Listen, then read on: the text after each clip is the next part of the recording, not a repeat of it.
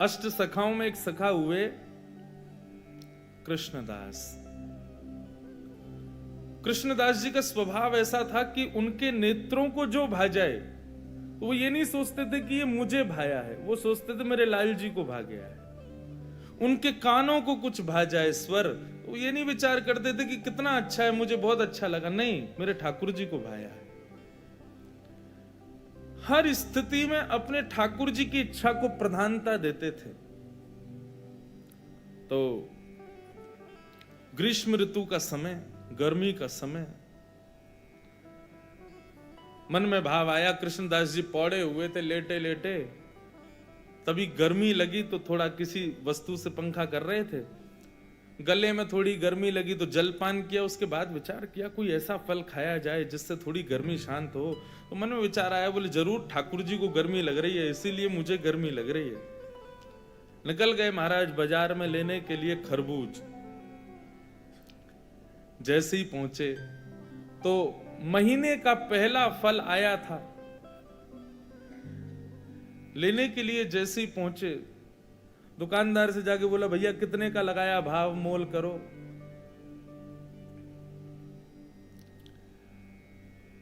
दुकानदार ने जो भी भाव था उसका 1 रुपया 2 रुपया बताया, बोले इतने का है, लो। यहां कृष्णदास जी खरीदने लगे, इतने में ही राजा के सैनिक आ गए। सैनिकों ने आकर कहा, बोले नहीं, महीने का पहला फल है, पहले राजा की सेवा में जाएगा, बाद में किसी मंदिर मठ में जाएगा। कृष्णदास जी बोले यहां तो हमारे लाल जी की नाक कट जाएगी अगर ये फल राजा के यहां गया तो। महीने का पहला फल है, ठाकुर जी की सेवा में जाना चाहिए। अब इनको प्रवचन क्या सुनाऊं मैं? ये राजा के यहां रहने वाले लोग, इनमें बुद्धि विवेक तो होता नहीं है, केवल तनख्वाह के लिए राजा की जय जयकार करते हैं। हमारे यहां तनख्वाह थोड़ी देते हैं ठाकुर जी, हम तो फिर भी जय जयकार करते हैं। ये राजा के लोग, इसको क्या समझाऊं मैं? कृष्णदास जी उनको समझाते तो बात बिगड़ जाती। कृष्णदास जी ने बोला भैया देखो, पहले हम आए तो हमको देना चाहिए। दुकानदार बोला पहले आप आए हो, लेकिन अगर इनको नहीं दिया तो ये दंड दे सकते हैं मुझे, राजा के लोग हैं, मैं तो इन्हीं को दूंगा। कृष्णदास जी बोले अगर हम तुमको दुगना रुपया दें तो? 1-2 रुपए की चीज की अगर हम 5 रुपए दें तो भी नहीं दोगे?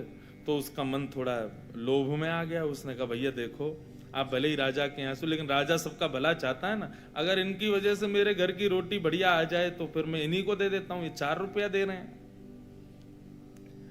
राजा के सैनिकों ने कहा हम पे कोई कमी है क्या, हम 10 रुपया देंगे, लाओ अब हमको दो।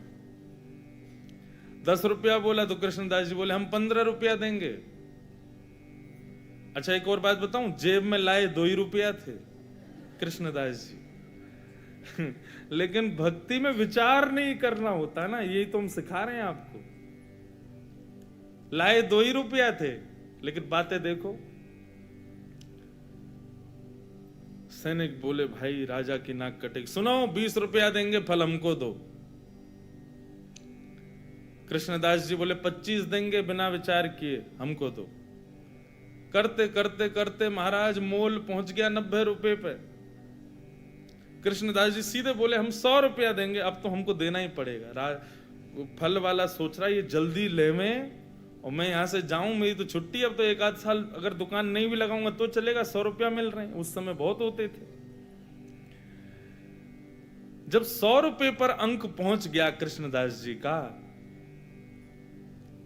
सैनिकों ने बोला कि भाई देखो, हम भले ही मोल भाव तो लगा रहे हैं, अपने राजा की नाक बचाने के लिए रुपया बढ़ाते तो चले गए, लेकिन अगर राजा ने पूछा कि फल कितने का आया और हमने कहा 100 रुपए का, तो राजा तलवार निकाल के सर धर से अलग कर देगा।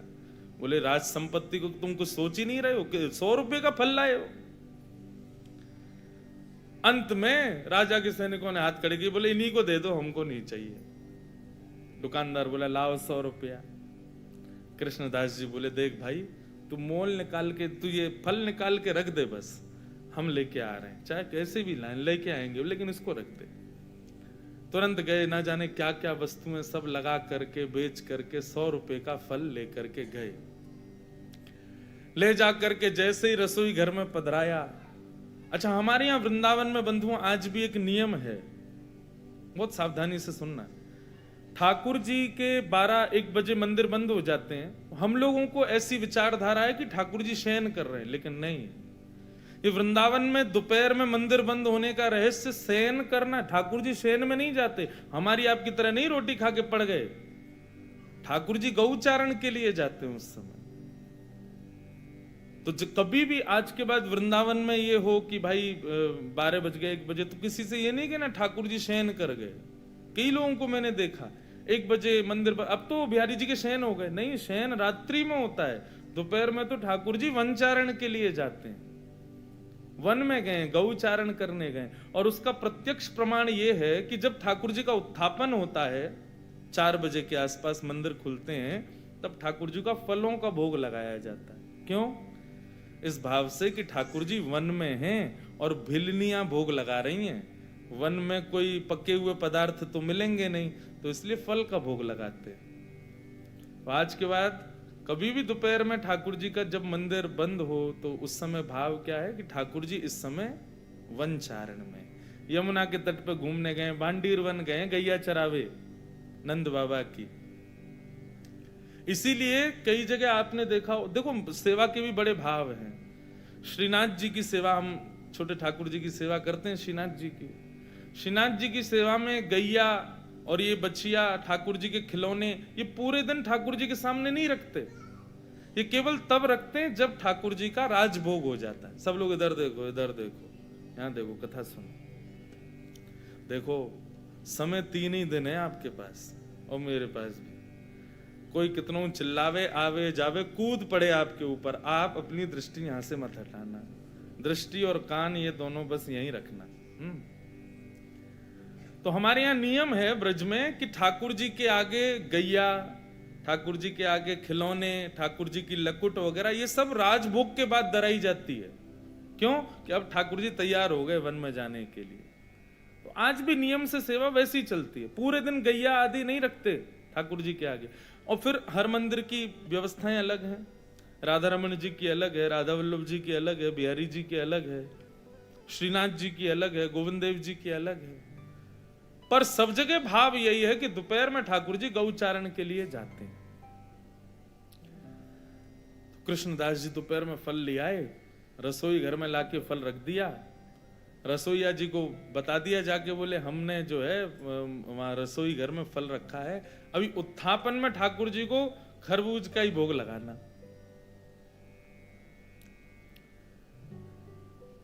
कृष्णदास जी बड़े प्रसन्न थे कि भैया महीने का पहला फल ठाकुर जी की सेवा में आएगा, ठाकुर जी पाएंगे, आनंदित हो जाएंगे। रसोईया स्नान ध्यान करके जैसे ही रसोई घर में गए, पूरी रसोई खोज ली, लेकिन महाराज फल नहीं मिला, कोई ले गया उसको वहां से। बाहर आके कृष्णदास जी से कहा, बोले कि कृष्णदास जी अंदर तो फल है ही नहीं। बोले अरे मैंने वहीं रखा है। बोले मैंने देख लिया, कहीं भी नहीं है, सब जगह खोज लिया महाराज, फल तो कहीं चला गया, उसको कोई और ले गया। कृष्णदास जी बड़े व्याकुल हो गए। बोले एक तो मैं अपने लाला की नाक बचावे के काजे राजा के सिपाहियन से लड़ झगड़ के लायो, 2 रुपया के फल को 100 रुपया को लेके आयो, कितनी वस्तु बेच के आ गए हो। इस बात का दुख नहीं कि इतना महंगा लाया, इस बात का दुख नहीं कि इतना लड़के लाया, इस बात का दुख कि ठाकुर जी उसको पा ना पाए, कोई और ले गया। बड़े दुखित बैठे थे मंदिर के अंदर। उत्थापन का समय अन्य फलों का भोग ठाकुर जी को लगा दिया, लेकिन कृष्णदास जी का मन बड़ा विचलित। पुजारी जी आए, बोले कोई बात नहीं, अब हमने अन्य फलों का भोग लगा दिया है, अब फिर कभी कृष्णदास जी, अब कृष्णदास जी किस किस को बताएं। अच्छा एक और बात बंधुओं, जो बात बात पे ये बताए ना, मैं तो ये करके लाया था, मैं तो इतनी मेहनत से लाया था, समझो उसको इस बात से चिंता नहीं कि ठाकुर जी ने धारण नहीं की, उसको इस बात की चिंता कि मैंने मेहनत की थी। कृष्णदास जी को ये चिंता ही नहीं थी कि मैंने कितना श्रम किया, उनको ये चिंता थी ठाकुर जी ने पाया नहीं। रोते रहे, सब समझाते रहे कृष्णदास जी को। उत्थापन का भोग जब अनवसर हुआ और पुजारी जी ने बाहर आकर के जैसे ही कपाट खोलने की घोषणा की, सब दर्शनार्थी खड़े हो गए। कृष्णदास जी के भी नेत्र लाल पड़े थे। जैसे ही कपाट खुले तो क्या पाया ठाकुर जी के उर्द बाहु के ऊपर वही फल रखा जाता जो कृष्णदास जी लेकर के आए थे। रसोईया लाता उससे पहले ठाकुर जी रसोई घर में जाके ले आए उस फल को और अपनी भुजा में ला करके धारण कर लिया। जैसे ये दृश्य कृष्णदास जी ने देखा, मूर्छित हो गए, भाव में प्रवेश कर गए और ठाकुर जी के बार बार बलैया लेने लगे। जय हो नाथ, साचो प्रियतम आप ही हो, बिन गोपाल को नहीं अपनो, जासों कीरत रहिए। सूरदास जी कहते हैं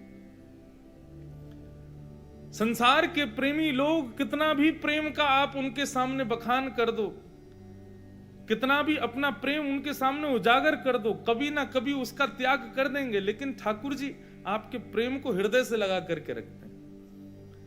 इसलिए मैं कथाओं में कहा करता हूं, ठाकुर जी को 56 भोग प्रिय नहीं, ठाकुर जी को इत्र प्रिय नहीं, ठाकुर जी को चंदन प्रिय नहीं, ठाकुर जी को दुनिया भर की पोशाक प्रिय नहीं, सोने चांदी हीरे जवाहरात प्रिय नहीं, अपने प्रेमी भक्त का भाव प्रिय है। उसका भाव कैसा, उसका भोग ठाकुर जी लगाते हैं। 56 भोग है, इससे ठाकुर जी को कोई अभिप्राय नहीं। इसलिए भैया भक्ति का पहला सूत्र अपना लीजिए कि भक्ति विचार का विषय नहीं है, विचार नहीं करना है। आप विचार मत करो, बस जो करना भाव मन में आ गया बस कर दो, ठाकुर जी सब संभाल लेंगे। ये विचार उत्पन्न होना और फिर स्वयं को उसके ना योग्य मान करके उस क्रिया को ना करना, ये ठाकुर जी की परीक्षा है। पहले तो आपके हृदय में ऐसा विचार उत्पन्न करा देंगे कि ऐसा ऐसा मुझे उत्सव करना है ठाकुर जी का, और फिर बाद में आप सोचो अरे हम पर धन तो है ही नहीं, हम तो कर ही नहीं पाएंगे। आप जैसे ही उस भाव से पीछे हटे, ठाकुर जी आपको परीक्षा में फेल कर देंगे। फेल क्यों? विचार कर रहा है।